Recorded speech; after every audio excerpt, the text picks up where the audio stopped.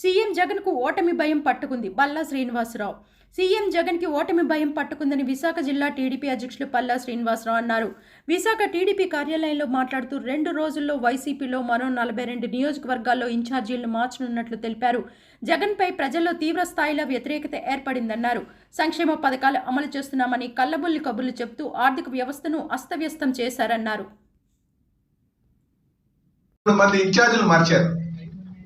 వైసీపీలో ఇది దానికి దేనికి నిదర్శనం అంటే జగన్మోహన్ రెడ్డి గారికి ఓటమి భయం మొదలైంది అనడానికి ఇది ఒక నిదర్శనం. అలాగే ఈ రోజు రేపు ఇంకో 42 మంది ఇన్ఛార్జీలు కూడా మారుస్తున్నారు. ఎందుకు మారుస్తున్నారు అని ఎవరైనా అడిగితే వైసీపీ నాయకులు ఏమంటున్నారంటే వాళ్ళు ప్రవర్తన బాగలేదు, ఆ నాయకులు పైన ప్రజల్లో వ్యతిరేకత ఉందని వీళ్ళు చెప్తున్నారు. కానీ వాస్తవం ఏంటంటే అసలైన వ్యతిరేకత తీవ్ర స్థాయిలో జగన్మోహన్ రెడ్డి గారి మీదే ఉంది. ఆయన మీద ఉన్నటువంటి వ్యతిరేకతను కప్పిపుచ్చుకోవడానికి కోసం ఈ ఇన్ఛార్జీలు మారుస్తున్నామని చెప్పేసి వీళ్ళు చెప్తున్నారు. ఇన్ఛార్జీల మీద ఉంది కాదంటలే, కానీ జగన్మోహన్ రెడ్డి గారి మీద ఇంకా ఎక్కువ స్థాయిలో తీవ్ర స్థాయిలో ఉన్నదన్న విషయాన్ని మరి గుర్తించాలని చెప్పేసి తెలియజేస్తున్నాం. మీరు ఈరోజు ఎక్కడికి వెళ్ళండి, గడిచిన 4.5 సంవత్సరాలుగా ఏం చేశారు? ఎక్కడైనా మౌలిక వసతుల మీద దృష్టి పెట్టారా? ఎక్కడైనా యువతి భవిష్యత్తు మీద దృష్టి సారించారా? ఉద్యోగ అవకాశాలు కల్పించారా? ఎక్కడ చూసినా సరే అవి వాటికి అసలు ఎక్కడ కూడా పట్టించుకోలేదు. కేవలం ఏదో సంక్షేమం చేస్తున్నామని చెప్పి కళ్ళబొల్లి మాటలు చెప్పుకుంటూ ఈ రాష్ట్రాన్ని ఆర్థిక ఇబ్బందుల్లో నెట్టేస్తూ ముందుకెళ్తున్నటువంటి తీరు అందరూ గమనిస్తున్నారు. అందుకే అసలైన వ్యతిరేకత అంతా జగన్మోహన్ రెడ్డి గారి పైన ఉంది. జగన్మోహన్ రెడ్డి గారు పాపం పండింది. రేపు రాబోయే ఎలక్షన్లో ఖచ్చితంగా ఈయనకి ఇంటికి సాగనంపడం ఖాయం అని చెప్పేసి కూడా ఈ సందర్భంగా తెలియజేస్తున్నా. అలాగే వీళ్ళు దోచుకున్నటువంటి సొమ్ము కానీ చూస్తే రోజుకి లిక్కర్ మీద 30 కోట్ల దాకా దోచుకుంటున్నారు. నాణ్యత లేనటువంటి మందు అమ్మి ప్రజల యొక్క బలహీనతని ఆసరాగా చేసుకొని రాష్ట్రంలో ఉన్నటువంటి అన్ని డిస్టిలరీస్ వీలు గుప్పిట్లో పెట్టుకొని ప్రజలకి ఇంకా కట్టడి చేసి నీకు దిక్కు లేదు, ఇదే మందు నువ్వు కొనుక్కో అని ఒక మొనోపలి చేసి అమ్ముతున్నటువంటి తీరు మీరు గమనించాలి. ఇది కేవలం డబ్బులు దోచుకోవడానికే. ఈరోజు రాష్ట్రంలో ఉన్నటువంటి బీదవాడి పరిస్థితి చూస్తే, ఎవరైతే ఈ మందు కొంచెం తీసుకున్నటువంటి పరిస్థితి చూస్తే 35 లక్షల మంది ఈరోజు ఈ లివర్ ప్రాబ్లమ్స్తో ఉన్నారు. ఒకసారి గవర్నమెంట్ హాస్పిటల్కి వెళ్తే తెలుస్తుంది ఏ విధంగా ఎంత దారుణంగా ఉందని. కనుకనే ప్రజలందరూ కూడా ఈయన వ్యతిరేకిస్తున్నారు. కుంటి సాకులతో డివైడర్ను మూసివేయడం వైసీపీ అహంకారానికి ప్రతీక. జనసేన నాయకులు నాదెండ్ల మనోహర్ అరెస్ట్ను ఖండిస్తూ అనకాపల్లి జనసేన ఇన్ఛార్జ్ పరుచూరి పార్టీ కార్యాలయంలో మీడియా సమావేశం నిర్వహించారు. వాస్తు దోషం పేరుతో జంక్షన్ను మూసివేయడం వైసీపీ అహంకారానికి ప్రతీక అన్నారు. నిరసన తెలపడం పౌరుల హక్కు అని, శాంతియుత నిరసన తెలిపే వాళ్ళని అరెస్ట్ చేయడం సబబు కాదని అన్నారు. వైసీపీ దుశ్చర్యలకు త్వరలో ఓటు రూపంలో ప్రజలు మూల్యం చెల్లిస్తారన్నారు.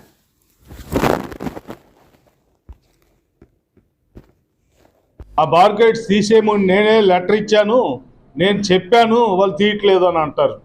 మీకు తెలీదా? ఈరోజు ఈ ఎంఈవి సత్యనారాయణ గారు మధురవాడ ప్రాజెక్టులో కానీ గాజువాక ప్రాజెక్టులో కానీ ఎక్కడైనా ఒక ఫోన్ కాల్తో పెద్ద పెద్ద డబల్ రోడ్లు వేసేస్తుంటే ఈయన లెటర్ ఇస్తే ఆ బార్గేట్స్ డిపార్ట్మెంట్ ఎందుకు తీరు అని చెప్పి అడుగుతున్నాను. ఇవన్నీ నాటకాలు. కావాలనే వాస్తవం కోసం ఈదిపోటు వస్తుందని చెప్పి దాన్ని డైవర్ట్ చేసేదానికి సొంత వ్యాపారం కోసం ఈ వైఎస్ఆర్సీపీ పార్టీ కొమ్ము కాస్తుందంటే ఈ రాష్ట్ర ప్రజలు ఈ ఆంధ్ర రాష్ట్రంలో విశాఖపట్నం జిల్లాలో టెంపిని స్కూల్కి వెళ్ళి కొన్ని వందల మంది వేల మంది చదువుకునే స్కూల్కి పేరెంట్స్ ఎంత ఇబ్బంది పడుతున్నారో అది వాళ్ళకి పట్టింపు లేదు. కానీ ఎంపీ గారు బిల్డింగ్కి మాత్రం చిన్న తేడా వస్తుందన్నా కూడా దానికి ఇచ్చే వాల్యూ కూడా ఈరోజు ప్రజలకు ఇవ్వలేదన్న సంగీతాన్ని తెలియజేయడానికే మేము వాడికి వెళ్ళాలనుకుంటే నిన్న అన్యాయంగా అరెస్టులు చేశారు. ఎన్ని రోజులు చేస్తారు అరెస్టులు? ఇక్కడ ఒక మంత్రి ఉన్నారు. ఒకప్పుడు ఆయన ఎమ్మెల్యే అవ్వకముందు, మంత్రి అవ్వకముందు దసపల్లా భూముల మీద సిట్ వేసేసాం, అదేసేసాం, ఇదేసేసాం అని పెద్ద పెద్ద డైలాగులు కొట్టాడు. ఈరోజు దసపల్లా భూముల మీద కూడా రోడ్డు శాంక్షన్ చేశారు. అంటే ఆ గతంలో ఎవరు చేసిన తప్పు వీళ్ళు వచ్చినాక అన్నీ చేస్తే తప్పే లేదనే విధంగా ఈ ప్రభుత్వం ఈ రకమైన పనులు చేపడుతున్నారని చెప్పి తెలియజేసుకుంటూ, ఏదైనా దగ్గర పడింది, ఇంకా కరెక్ట్గా 90 రోజులే ఉంది, మీ పని అయిపోయింది. ఎక్కడెక్కడ తప్పులు జరిగాయో అవన్నీ కూడా తిరిగి దాన్ని తీసుకొచ్చి వాటికి మీరు సమాధానం చెప్పే విధంగా రాబోయే రోజుల్లో బీసీలకు ఆదరణ పథకం పెట్టింది చంద్రబాబు, నట్టేట ముంచింది జగన్. బీసీ అయిన తనకు 25 ఏళ్లకే ఎమ్మెల్యే చేసింది అన్న ఎన్టీఆర్ అని మాజీ మంత్రి అయ్యన్న పాత్రుడు అన్నారు. బుధవారం మీడియాతో మాట్లాడుతూ బీసీలకు రాజ్యాధికారం ఇచ్చింది టీడీపీ అని అన్నారు. సేవకులను ప్రజాప్రతినిధులుగా మార్చింది తెలుగుదేశం అని చెప్పుకొచ్చారు. బీసీలను ఆదరణ పథకం పెట్టింది చంద్రబాబు అని, బీసీలను నట్టేట ముంచింది జగన్ అని విమర్శించారు. ఆదరణ పథకం రద్దు చేసింది జగన్ అని, చెత్త మీద పన్ను వేసిన చెత్త ముఖ్యమంత్రి జగన్ అని ఆగ్రహం వ్యక్తం చేశారు. దెయ్యం పిల్లగా ఉంటాడు మొక్క, చూసే దెయ్యం పిల్లగా ఉంటుంది ముఖం. ఆడు మన పాస్ పుస్తకాల మీద, మా బాబు ఇచ్చిన పాస్కాల మీద ఈడు బొమ్మ వేయటమ్మా.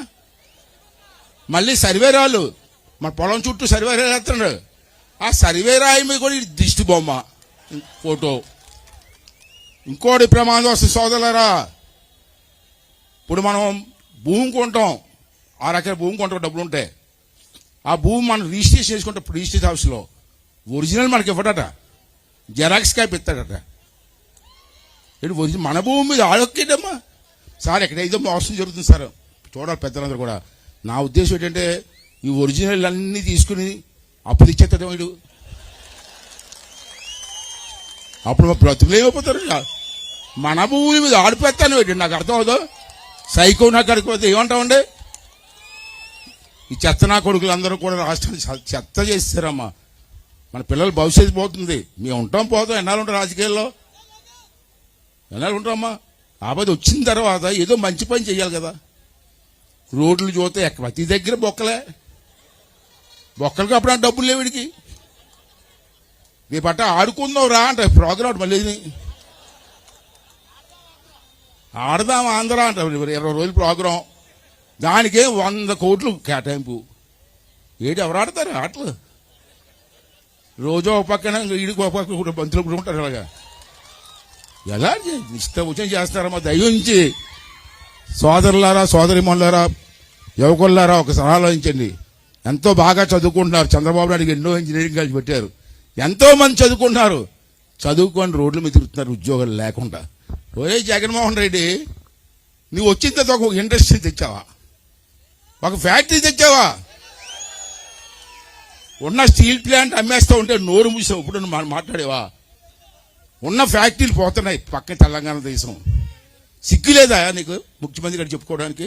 బీసీలకి రాజకీయ అధికారం ఇవ్వాలా, ఇచ్చి తీరాలని చెప్పి మొట్టమొదటి నిర్ణయించిన మహానుభావుడు తెలుగుదేశం పార్టీ నాయకుడు ఎన్టీ రామారావు గారు. దాన్ని చంద్రబాబు నాయుడు ఫాలో అవుతున్నారు. రేపు రాబోయే రోజుల్లో మన యువ నాయకుడు కూడా ఫాలో అవుతారు. దాంట్లో అనుమానమే లేదు. అప్పటి వరకు బీసీలంటే సేవకులుగా ఉన్నాం మనం. అటువంటిది ఎంతో మందిని ఎమ్మెల్యేలని, ఎంపీలని, మన స్థానిక సంస్థల్లో రిజర్వేషన్లు కల్పించిన మహానుభావులు కల్పిస్తే కొన్ని వేల మందికి బీసీలు రాజకీయాల్లోకి వచ్చే అవకాశం మహానుభావుడు కల్పిస్తే ఈ దుర్మార్గు నా కొడుకు, సైకో నా కొడుకు ఆ జీవోను రద్దు చేసి సుమారు కొన్ని వేల మందికి బీసీలకి పదవులు లేకుండా చేసాడు దుర్మార్గుడు వీడు. వీడని మాట్లాడతాడు. ఇప్పుడు అంటాడు నా బీసీలు, నా ఎస్సీలు అంటాడు. ఏది నా ఎస్సీలు ఎస్సీలు ఏదో చేసేవాడు అడుగుతున్నాను ఈవేళ.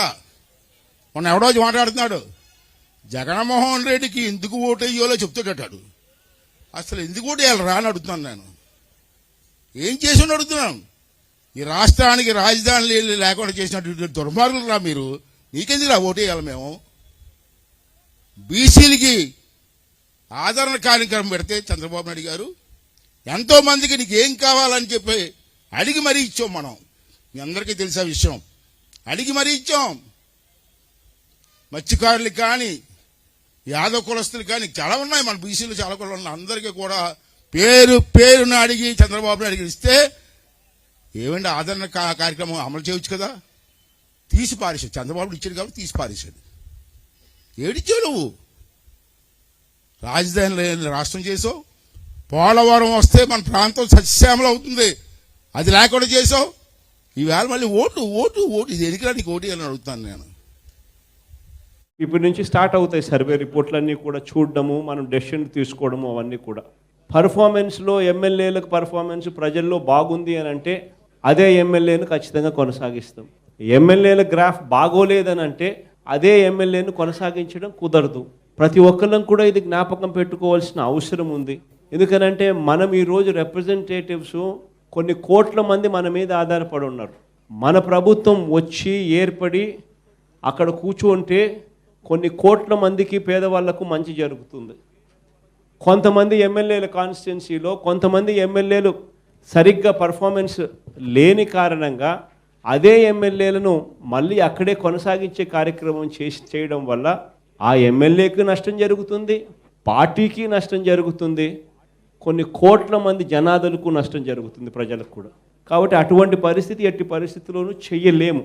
కాబట్టి దయచేసి మరొకసారి ప్రతి ఒక్కరికి కూడా చెప్తా ఉన్నా, మనం సర్వే చేసినప్పుడు మీ గ్రాఫులన్నీ కూడా బలంగా బాగా ఉండాలి అని అంటే మీకు గడప గడప అనే ప్రోగ్రాం మీకు ఎంతో ఉపయోగపడుతుంది. గడప గడప అనే ప్రోగ్రాంలో మీరు ఎంత విజిబుల్గా కనిపిస్తే న్యాచురలీ ప్రజల దగ్గర నుంచి వచ్చే మాటలు కూడా, ప్రజల దగ్గర నుంచి వచ్చే ఒపీనియన్ కూడా మీకు అంతే అనుకూలంగా ఉంటుంది. అంతే అనుకూలంగా మీకు ఉన్నప్పుడు ఖచ్చితంగా మిమ్మల్ని అందరినీ కూడా మీకే టికెట్ ఇస్తే మీకు మంచి జరుగుతుంది, పార్టీకి మంచి జరుగుతుంది. కానీ అలా జరగకపోతే మాత్రం రేపు పొద్దున మార్చాల్సిన పరిస్థితి వచ్చినప్పుడు మాత్రం ఆ తర్వాత మార్చక తప్పని పరిస్థితి వస్తుందనేది గుర్తుపెట్టుకోమని అడుగుతా ఉన్నా. ఎందుకంటే జుట్టు ఉంటే ముడేసుకోవచ్చు. కాబట్టి ఎట్టి పరిస్థితుల్లోనూ మనం గెలవాలి. 175కు 175 రావాలి. ఖచ్చితంగా మళ్ళీ ఇంతకు ముందు వచ్చిన దానికన్నా ఇంకా బ్రహ్మాండమైన నెంబర్స్తో మళ్ళీ అధికారంలోకి రావాలి. విశాఖ ఎన్ఏడి వద్ద రాష్ట్ర ప్రభుత్వం చేపట్టిన ఆడుదాం ఆంధ్ర కార్యక్రమాన్ని వైసీపీ 3 జిల్లాల ఇన్ఛార్జ్ వైవి సుబ్బారెడ్డి, భారత క్రికెటర్ అంబటి రాయుడులు ప్రారంభించారు. ఈ సందర్భంగా సుబ్బారెడ్డి మాట్లాడుతూ విద్యార్థులకు వారి విద్యాభ్యాసంతో పాటు విద్యా నైపుణ్యాన్ని పెంపొందిస్తూ అనేక సంక్షేమ కార్యక్రమాలు చేపడుతున్నామన్నారు. దీంతో పాటు క్రీడా నైపుణ్యాన్ని కూడా పెంపొందిస్తే విద్యార్థులు క్రీడల ద్వారా మరిన్ని ఉపాధి అవకాశాలు వస్తాయని చెప్పారు. ఆడుదాం ఆంధ్రాలో అనేక క్రీడలను ముఖ్యమంత్రి జగన్మోహన్ రెడ్డి పొందుపరిచారని, రాష్ట్రం మొత్తం క్రీడాకారులు ఉత్సాహంగా పాల్గొంటున్నారన్నారు. విద్యార్థులకి వాళ్ళ విద్యాభ్యాసంతో పాటు యువకుల్ని మరీ ముఖ్యంగా క్రీడా నైపుణ్యాన్ని పెంపొందించి తద్వారా ఆ క్రీడా నైపుణ్యం ద్వారా వాళ్ళ జీవితాల్లో కూడా ఎంతో ఆనందంగా రాబోయే రోజుల్లో వాళ్ళ జీవితాల్లో వాళ్ళ కాలమైన వాళ్ళు నిలబడే విధంగా చేసుకునే దానికి కూడా ఈ క్రీడా నైపుణ్యం ఉపయోగపడుతుంది. కాబట్టి రాష్ట్ర వ్యాప్తంగా కూడా ఈ ఆడుదాం ఆంధ్ర ప్రోగ్రాంని గౌరవ ముఖ్యమంత్రి గారి ఆలోచన మేరకు రాష్ట్ర వ్యాప్తంగా ఈ ప్రోగ్రాము ఈ నెల 15 నుంచే అనుకున్నారు. దాన్ని మళ్ళా వర్షాల వల్ల ఒక వారం రోజులు పోస్ట్పోన్ చేసి ఈ కార్యక్రమం చేస్తున్నారు. ఈరోజు విశాఖ నగరంలో ఈ ఆడుదాం ఆంధ్రాలో భాగంగా విశాఖ నగర ప్రజలందరిలో కూడా చైతన్యం తీసుకొచ్చి వాళ్ళలో కూడా అవేర్నెస్ తీసుకొచ్చేదానికి ఈ బైక్ ర్యాలీ కార్యక్రమం కూడా పెద్ద ఎత్తున విజయవంతం చేసే కార్యక్రమం జరుగుతుందని చెప్పి ఈ సందర్భంగా తెలియజేసుకుంటూ పట్టణ ప్రాంతాల్లోనే కాకుండా మరీ ముఖ్యంగా గ్రామీణ ప్రాంతాల్లో ఉండే యువకులు ఈ ఆడుదాం ఆంధ్ర ప్రోగ్రాంలో పాల్గొని వాళ్ళ క్రీడా నైపుణ్యాన్ని ప్రదర్శించుకోవటమే కాకుండా ఆ క్రీడా నైపుణ్యం ప్రదర్శన ద్వారా వాళ్ళకు కూడా ఎంతో మేలు జరిగే విధంగా రాష్ట్ర ప్రభుత్వం చర్యలు తీసుకుంటుంది. విశాఖలోని వైజాగ్ జర్నలిస్టుల ఫోరం ఎన్నికలు డిసెంబర్ 22న జరుగుతున్న నేపథ్యంలో ఎన్నికలు నిలిపివేయాలని కోరుతూ జర్నలిస్టులంతా కలిసి జిల్లా కలెక్టరేట్ వద్ద ఆందోళన బాటపట్టారు.